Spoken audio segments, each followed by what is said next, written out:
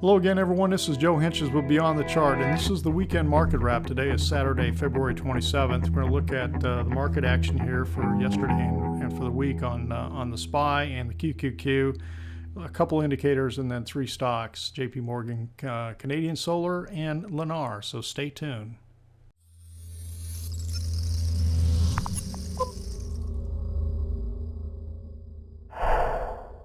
Okay, let's start off here with the S&P 500. So the SPY popped up here, got up into my target zone of a 50 to 61.8% retracement, and then sold back down out of that. It's going to be determined how far we continue to push up in here. We've gotten above this resistance level. I think the next one's up here around 200. So I do think we have a little bit more to go on a weekly basis. The big support's 181 to 182. We've bounced off of that, and so now I think we got a little bit more to go. But then I think we're going to come back down and head back down towards that support and challenge that again. Look at the QQQs. This is a weekly. Let's go start off with the daily first. It's the same type of picture. The Qs have acted very strong, stronger than a lot of the other indices. You know, you can see how they punched to highs back here in October, December timeframe, above even where they got back in July. And so right now we've had a five-way move, and we're retracing. There's no rule that says you're only going to retrace X. I mean, it could retrace all the way back up into here if it wanted to. But it's got to get through this level first. And given where all the other indices are and the timing, everything else, I think the pressure is going to come on at about the same time as with all the other indices. So you can see how it gapped up and then pulled back down yesterday. And then so I got to convert this to a weekly is what I need to do. And you can see here how this has not taken out the August lows yet. This has hung up pretty strongly. But I do think, there was a lot of damage done on this move going lower, and so we'll have to continue to watch to see, does this trend down? Does this continue to have the pattern of lower highs and lower lows? So other than that, there's not something that's jumping out at me on a weekly basis on the QQQ. So let's take a look at the indicators. The short-term trading index, a 0.95 yesterday. The 10-day reading is right in the middle, 1.12. I have had a signal here, 0.88 back on the 17th. This has a tendency to be a leading indicator, and recently it's been more leading. It takes a lot more days than it has, say, a couple of years ago. So like back here, this got a reading, this extreme reading, about halfway into the rally, in the October rally.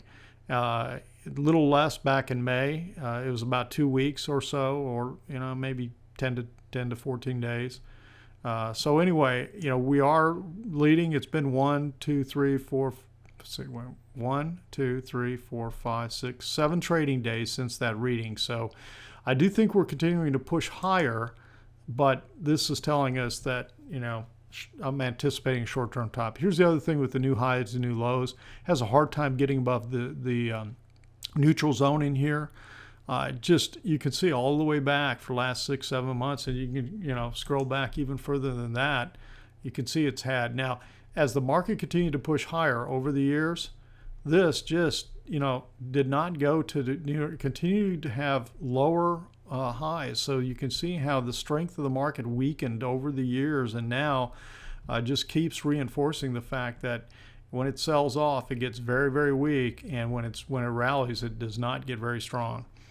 Okay, let's take a look at, let's start off with Canadian Solar. And Canadian Solar's bounced back quite a bit. The big picture here was this rising wedge, and rising wedges a lot of times most of the time resolve themselves very quickly and come back and retrace almost all of the wedge, and you can see that it did this back into February 11th. So now what are we doing? I think we're just doing a retracement. The wave structure picture is not totally clear to me right now. So I'm just kind of watching this to see what develops. And you can see, let's see, where did the selling come in on this yesterday? Not really strong picture. Maybe a little bit from consolidation here. but it didn't really matter a whole lot when it was selling down. So anyway, we'll just continue to watch this, knowing that the market is also, I think, into its final days. Let's take a look at final days before it turns down is what I'm saying. JP Morgan, it was in the news for having to add to its reserves because of energy losses and either what they're incurring or anticipating. And so JP Morgan looks like it's just clustering sideways in here. You can just see that pretty choppy, a lot of big swings, moves in here. And, you know, it may be retracing a little bit more because, you know, you could make the case that there's 5 waves down, and you could say, well, okay, you know, if you come from this high up in here and you come to this low, it's really only retraced 38%. But, you know, there's no rule that says it's got to retrace more than that. I mean, that could be easily all it's going to retrace. So right now, you just have to keep an eye on the fact that the 10's broken below the 21. We're still continuing to get these little snapback moves. I don't know that on a weekly basis, it really doesn't help me a whole lot other than the fact that it hasn't taken out that August low yet. So we'll continue to watch JP Morgan, especially as the financials start to weaken a little bit more. And then the last one today is Lennar. And Lennar, the home builders were up 4.4% this week. So Lennar is a part of that. And you can see, again, we had this really strong move down from the early December, 1st of December high, all the way here into February. And now we're getting a little rally back. And now I think we've had, you know, like a 1, 2, 3, 4, 5. So we're pulling back to the top of the 4th wave kind of move in here.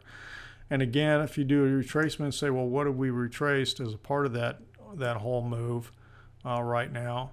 Not quite 38%. So, you know, again, watching to see, you know, how much strength, how does this continue to act, especially with the market, the overall indices and what they are doing. Just kind of glancing up in here.